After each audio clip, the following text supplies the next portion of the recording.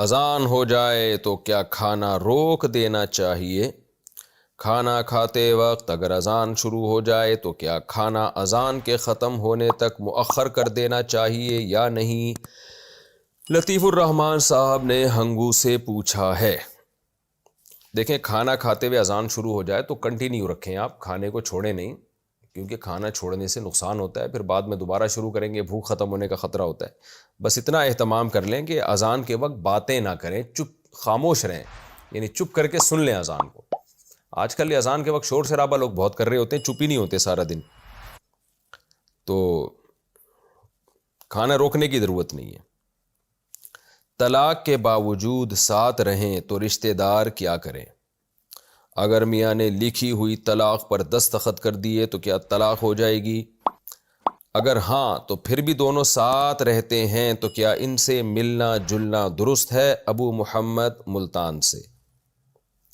دیکھیے، اگر شوہر نے ڈیورس پیپر پہ سائن کر دیے اور کوئی زبردستی مار پیٹ کے سائن بھی نہیں کرائے گئے، اس نے خود سے کر دیے ہیں، تو طلاق واقع ہو جاتی ہے۔ اور اگر زبان سے طلاق دی ہے تو بے شک مار پیٹ کے بھی دلوائی گئی ہے تو بھی ہو جاتی ہے، لیکن زبردستی ریٹن طلاق نہیں ہوتی۔ تو شوہر نے اگر ریٹن طلاق دے دی ہے تو طلاق واقع ہو گئی ہے۔ ایک طلاق لکھی ہوئی تھی تو ایک طلاق ہو جائے گی، 3 طلاقیں لکھی ہوئی تھیں تو 3 طلاقیں ہو جائیں گی۔ اب اگر ایک طلاق ہے تو ظاہر ہے میاں بیوی میں رجوع کا اختیار ہے، تو وہ ساتھ رہ رہے ہیں تو امید ہے کہ رجوع کر لیا ہوگا، لیکن اگر 3 طلاقوں پہ سائن کیے ہیں تو پھر ان دونوں کے لیے ساتھ رہنا کبیرہ گناہ ہے، زنا کے مترادف ہے،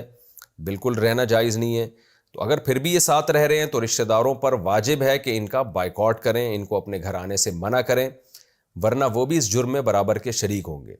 آج یہ چیز ہماری سوسائٹی کا حصہ بنتی جا رہی ہے، کیونکہ ہر قانون کی ویلیو ہے، خدائی قانون کی ویلیو ہمارے سوسائٹی میں ختم ہوتی جا رہی ہے۔ اللہ تعالیٰ نے قرآن مجید میں طلاق کے احکام بیان کر کے یہ بتایا کہ لا تتخذوا آیات اللہ ہزوا، اللہ کے احکامات کو کھیل تماشا نہ بناؤ، اس کو سیریس لو۔ تو اگر مرد نے بیوی کو 3 طلاقیں دے دی ہیں تو بس ختم ہو گیا معاملہ۔ اب وہ ساتھ رہ رہے ہیں، چاہے وہ اہل حدیث سے فتویٰ لے کے رہ رہے ہوں یا کہیں سے بھی فتویٰ لے کے رہ رہے ہوں، تو اس فتوے کی کوئی ویلیو نہیں ہے، کیونکہ قرآن نے صاف طور پر بیان کیا ہے کہ اگر تیسری طلاق دی ہے تو عورت شوہر کے ساتھ نہیں رہ سکتی۔ تو اس میں قرآن نے کوئی فرق نہیں بیان کیا کہ ایک مجلس میں دی ہے، الگ الگ مجلس میں دی ہے۔ ہاں، یہ ضرور ہے کہ سورہ طلاق میں اللہ نے اس بات کو ناجائز قرار دیا کہ اکٹھی 3 طلاق مت دو، اور ناجائز بھی اسی لیے قرار دیا، قرآن میں اس کی وجہ بھی یہ بیان کی گئی ہے کہ اکٹھی طلاق دینے میں تمہارے لیے کمپرومائز کا راستہ ختم ہو جائے گا، تمہیں ندامت ہوگی، اس کی تلافی نہیں ہو سکتی۔ تو قرآن اور بخاری کی احادیث اور مسلم کی احادیث بہت واضح ہیں، پھر صحابہ کے فتاویٰ، کوئی ایک صحابی سے بھی منقول نہیں ہے کہ کسی نے 3 طلاقوں کو اکٹھی 3 طلاقوں کو ایک کہا ہو۔ تو اس میں اہل حدیث کا فتویٰ، اس کی کوئی ویلیو نہیں ہے، بالکل تحریف ہے یہ اسلام میں۔ اور حلال و حرام کے مسئلے میں اتنی بڑی جرت کر لینا، اہل حدیث علماء کو بھی میں بار بار کہتا ہوں، ہم ان کے احترام کے باوجود کہ طلاق کے مسئلے میں خدا را اللہ کا خوف کریں۔ اگر آپ کو کوئی کنفیوژن ہے، کوئی مسئلے میں ابہام ہے تو ہم سے رابطہ کریں، ہم آپ سے بات چیت کرنے کے لیے تیار ہیں سلسلے میں۔ لیکن اس جرت کے ساتھ آپ لوگوں نے جس طرح سے ایک حرام کو حلال کر دیا ہے، وہ حرام جس کو اللہ اس کے رسول نے حرام قرار دیا تھا، اس کو جس طرح سے آپ نے حلال کر دیا، بہت دلیری کی بات ہے، اور اس پہ قرآن و سنت کا لیبل بھی لگا دیا۔ تو غلطیاں ہر ایک سے ہوتی ہیں، ابن تیمیہ رحمہ اللہ سے بہت بڑی غلطی ہوئی تھی اس مسئلے میں، اور سب اسی غلطی کو فالو کرتے چلے آ رہے ہیں۔ تو اس میں اللہ نے تو کتنی جگہ قرآن میں بتایا ہے کہ جب طلاق کے مسائل میں خاص طور پر کہ اللہ کی آیات کا مذاق نہ بناؤ۔ تو یہ بڑا مذاق بن گیا ہے، 3 طلاق کے 3 ہونے کا فتویٰ دیا جاتا ہے، اور لوگ اٹھ کے کہیں سے بھی کوئی اہل حدیث سے فتویٰ لے آتے ہیں، اور پھر وہ جب ان اہل حدیث عالم سے بات کی جائے تو وہ بات کرنے کے لیے تیار نہیں ہوتے، وہ فوراً کسی اور موضوع کو چینج کرنا شروع کر دیتے ہیں کہ جی دیوبندیت پہ بات کرو، اور پتہ نہیں فلانے موضوع پہ بات کرو، کبھی آتے ہیں تقلید کے موضوع پر بات کرو، تو وہ ٹاپک کو اکثر یہاں پر چینج کر دیا جاتا ہے۔ تو اس لیے جرت اور دلیری کی بات ہے اس مسئلے میں ایک، اور یہ جو حدیث پیش کی جاتی ہے نا صحیح مسلم کی کہ نبی کے دور میں 3 طلاقیں ایک ہوتی تھیں، ایسی حدیث تو وہاں بھی ہے، متع کے بارے میں بھی ہے کہ نبی کے دور میں ہم متع کرتے تھے، حضرت عمر نے پابندی لگائی ہے۔ تو صرف ایک حدیث سامنے آ جانے سے بات نہیں بنتی ہے، اس حدیث کا کیا مفہوم ہے، صحابہ اس کا کیا مطلب سمجھتے تھے، ائمہ اربعہ نے اس کا کیا مطلب سمجھا ہے۔ تو آپ جو اس کا مطلب سمجھ رہے ہیں وہ مطلب ہے نہیں، اس پہ تو بڑے بڑے اشکالات ہوتے ہیں کہ معاذ اللہ حضرت عمر نے کس جرت کے ساتھ حرام کو حلال کر دیا، ایسا یا حلال کو حرام کر دیا، یہ ممکن نہیں ہے حضرت عمر سے۔ تو اس لیے 3 طلاقوں کے بعد اگر کوئی بھی اہل حدیث سے فتویٰ لا کے رکھتا ہے تو وہ بیوی حلال نہیں ہوگی، زنا ہی کا گناہ ملے گا۔ اور یہاں تک کہ فقہاء نے لکھا ہے کہ اگر کورٹ بھی فیصلہ کر دے نا، عدالت بھی فیصلہ کر دے، شریعت کا مسئلہ یہ ہے کہ عدالتی فیصلے جب کورٹ فیصلہ کر دیتی ہے تو اختلافی مسائل میں کورٹ کا فیصلہ نافذ ہوتا ہے، لیکن یہاں فقہاء نے لکھا ہے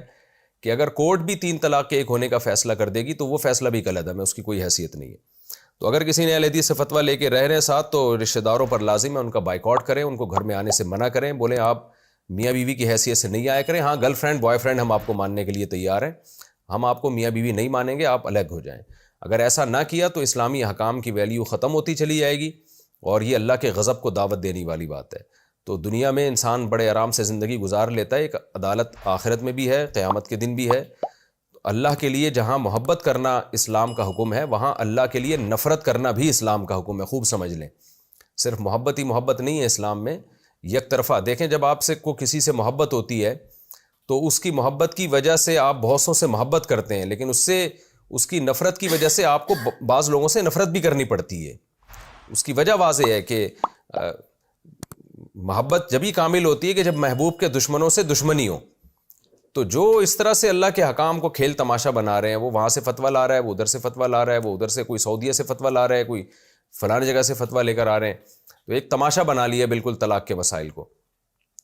تو ایسی صورت میں جو خاندان کے بڑے لوگ ہیں ان کی ذمہ داری بنتی ہے کہ وہ ان کا بائیکاٹ کریں، ان سے بولیں آپ بہت اچھے ہیں، ہمیں آپ سے کوئی ذاتی نفرت نہیں ہے، لیکن ایز اے میاں بیوی چونکہ آپ رہ رہے ہو تو آپ رہتے رہو، آپ کی جنت آپ کی جہنم آپ جانو، ہمارے گھر آپ لوگ میاں بیوی بن کے تشریف نہ لائیں، بوائے فرینڈ گرل فرینڈ کے طور پر تو شاید ہم ایکسیپٹ کر لیں، وہ بھی ایکسیپٹ نہ کریں، گناہ تو وہ بھی ہے، لیکن کم از کم اس پہ حلال کا لیبل تو نہیں لگا ہوگا نا۔ جہاں دنیا میں بہت سے لوگ زنا کر رہے ہیں تو ہم مان لیں گے آپ بھی زنا کرتے ہیں، آپ کے ناجائز تعلقات ہیں، لیکن اس حرام پر حلال کا لیبل نہ لگایا جائے، یہ ہم ماننے کے لیے تیار نہیں ہے۔ تو کوئی بھی 3 طلاقیں دینے کے بعد بیوی کو رکھے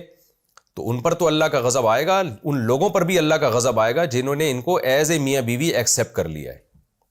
موزے پہن کر نماز پڑھنا، بنت ذاکر کراچی سے۔ میرا سوال یہ ہے کہ کیا موزے پہن کر نماز ہو جاتی ہے؟ کیونکہ نماز کی حالت میں مردوں کے ٹخنے تو کھلے ہونے چاہیے۔